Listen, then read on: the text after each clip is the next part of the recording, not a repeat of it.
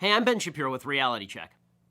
A couple of weeks ago, HBO's Bill Maher got into it with the Islamic expert and horrifyingly mediocre actor who should never, ever, ever, ever, ever play Batman, Ben Affleck, over whether Islam was indeed a violent religion. Here's the exchange. And you painting the whole religion with that. No, let's get down to who has the right answer here. 1 billion people, you say. All these billion people don't hold any of these... 1.5 or something. Don't hold these pernicious beliefs? No, I wouldn't... Well, they don't. Of course, he's not alone in taking the PC position that Muslims the world over are tolerant and liberal. He's joined by our president, Barack Obama. Islam teaches peace. Muslims the world over aspire to live with dignity and a sense of justice. Wow, it's just like John Lennon's Imagine. Now, the question isn't whether Islam itself is violent. It's what its adherents believe, because that's what they act upon. There's plenty of violent material in the Old and New Testaments. Hey, I'm an Orthodox Jew. I read the Old Testament a lot. But believers in those particular texts are not currently ramming airliners into towers or beheading journalists or mutilating female genitalia. So, let's examine the question. Is radicalism in the Muslim world a tiny minority phenomenon? So to answer that question, we need to define our terms.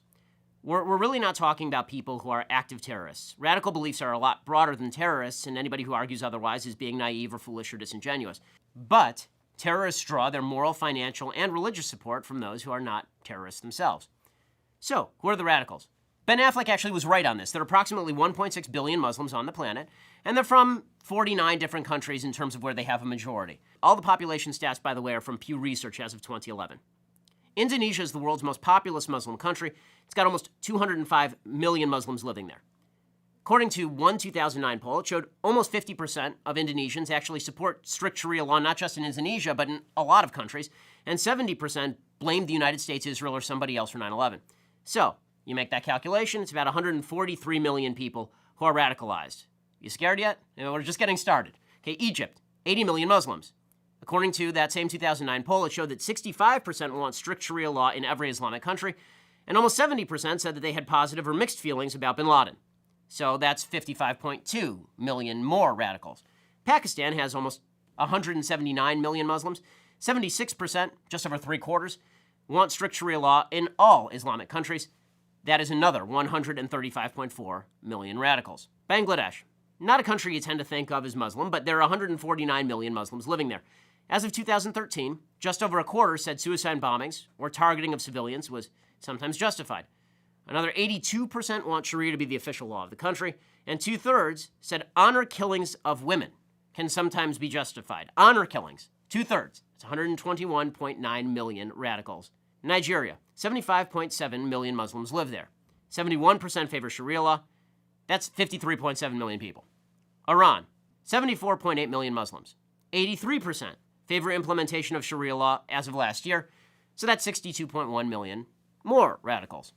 Turkey has 74.7 million Muslims.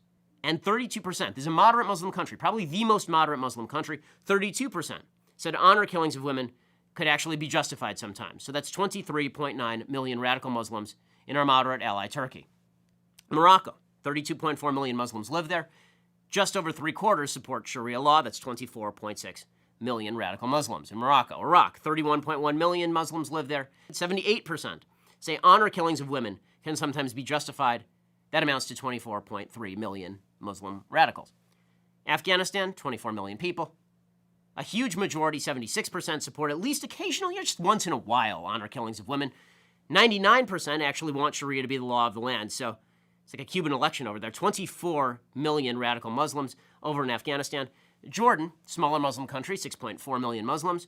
Right now, Hamas is enjoying like a 60% approval rating. So 3.8 million radical Muslims in Jordan, which is, again, a moderate country. Palestinian areas, right? We're sending literally hundreds of millions of dollars to the Palestinian areas. We are, the American taxpayers. 4.3 million Muslims live in the Palestinian areas. 78% of those had positive or mixed feelings about bin Laden. 89% support terror attacks on our ally, Israel. 89% support Sharia law. We should give them a state, folks. That's 3.83 million radical Muslims. How about in the West? Okay, let's take it to France. France, 4.7 million Muslims live there. A 2007 poll showed 35% of French Muslims said suicide bombings could sometimes be justified. It's 1.6 million radical Muslims living in France.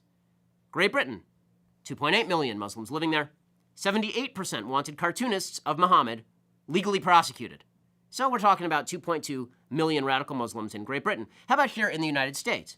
Well, we have a very moderate Muslim population. We do. 2.6 million Muslims live here, according to Pew Research.